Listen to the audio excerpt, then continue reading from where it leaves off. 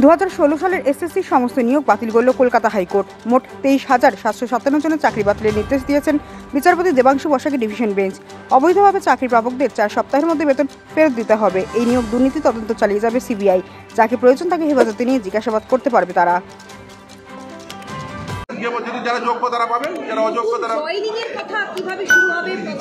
সেটা আদালত অর্ডারটা পুরোটা আপলোড হয়নি, অর্ডারটা তো পুরোটা পড়েননি, যে অংশগুলো পড়েছেন সেই অংশগুলো বললাম। মূলত অর্ডারটা আপলোড হয়ে গেলে পুরোটা জানবে। দাদা, যারা চাকরি প্রার্থী এখানে আছেন এবং তারা আনন্দ পেয়েছেন, তাদের জন্য অর্ডারে কিছু আছে আলাদা? অবভিয়াসলি তারা এই যোগ্য বঞ্চিত চাকরি প্রার্থীরা এতদিন ধরে তারা বঞ্চিত হয়ে আসছিলেন, এতদিন ধরে তো তারাই এই আন্দোলন করছিলেন। সেই আন্দোলনের জয় হলো যোগ্য বঞ্চিত চাকরি প্রার্থীরা, যারা বলছিলেন এখানে আমরা বঞ্চিত হয়েছি, অযোগ্যরা চাকরি পেয়েছে, যাদের এদের কথা শোনা হচ্ছিল না, আজকে আদালত শুনেছে এবং নির্দেশ দিয়েছে। না, বাতিলটা তো বটেই, কিন্তু নিয়োগটা? হ্যাঁ, অবভিয়াসলি তারা পাবেন, যারা যোগ্য তারা পাবেন, যারা অযোগ্য তাদের